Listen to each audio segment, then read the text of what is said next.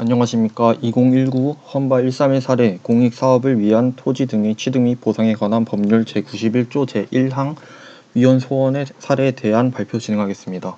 발표는 사실관계 요약, 문제되는 핵심 쟁점의 소개, 소송 요건, 본안 판단, 그리고 검토 순서로 진행되겠습니다.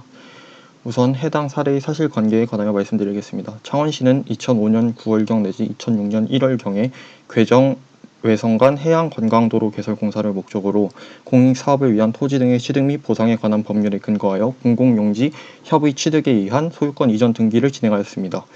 이후 해당 사업은 부산 진해경제자유구역청의 남산유원지 개발계획과 중복되는 사항이 발견되어 사업 진행이 보류되었고, 해당 사건의 토지는 창원도시관리계획 변경에 따라 사업 부지에서 제외되었습니다.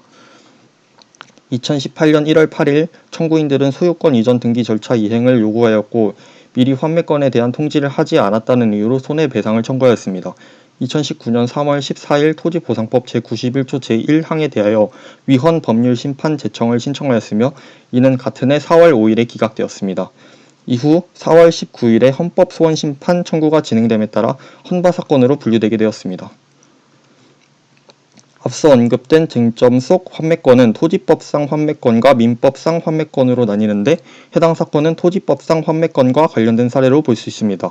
토지법상 환매권은 정부가 공익 목적으로 개인 소유의 토지를 수용한 뒤 해당 사업이 변경되거나 폐지되었을 경우 본래의 소유권자가 환매 대금을 지급함에 따라 해당 토지를 재매수할 수 있는 권리로, 토지가 필요 없게 된 때부터 1년 혹은 토지 취득일로부터 10년 이내에 청구할 수 있습니다. 문제가 되는 핵심 쟁점은 크게 두 가지로, 토지보상법 제91조 제1항 중 토지의 협의 취득일 또는 수용의 개시일로부터 10년 이내의 부분의 재산권 침해 여부와 과잉금지 원칙의 위반 여부입니다.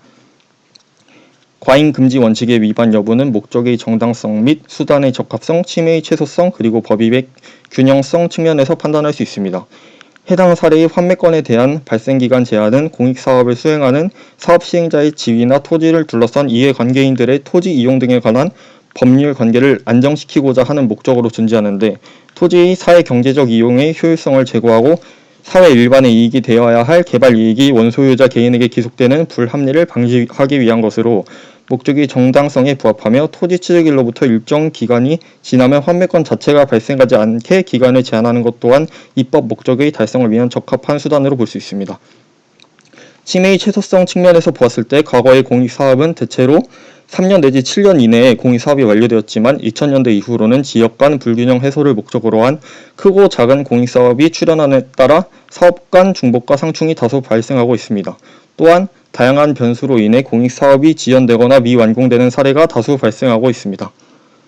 여기서 10년이라는 예외 없는 기간 규정은 공익사업의 성실한 수행을 담보하기 위한 것인데, 환매권의 발생 기간을 현실에 맞지 않게 짧게 제한하면 사업 시행자가 원소유자의 환매권 행사 기회를 회피할 우려가 있습니다.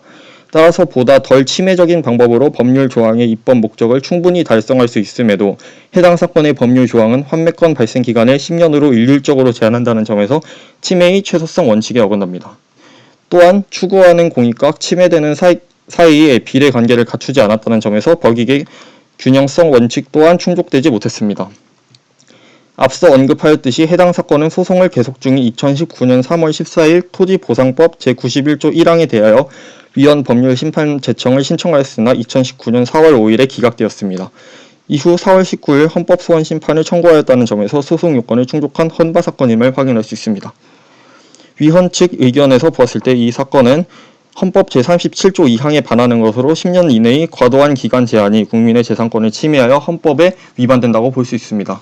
이에 대한 다양한 대안으로 기간의 연장, 현저한 변경 등 구체적 공익이 발생할 경우에 사업 시행자에게 환매 거절권을 부여하는 방안, 환매권 발생 기간을 정하지 않고 공익사업이 불필요해졌을 때부터 행사 기간만 제한하는 방법 등을 제시할 수 있습니다.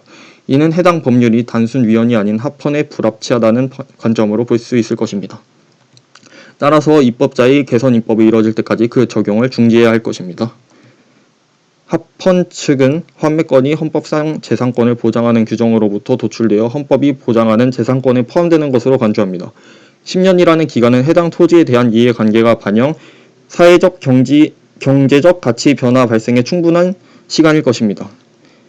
원소유자가 환매권을 행사하는 주된 동기는 상승한 부동산의 가치 회수로 간주할 수도 있을 것입니다. 따라서 환매권 발생 기간 제한이 환매권을 무의미하게 하거나 본질을 훼손할 만큼 불합리하다고 간주하며 토지보상법에 의해 토지 취득을 인정하는 본래 취지에도 어긋나지 않는다고 판단합니다.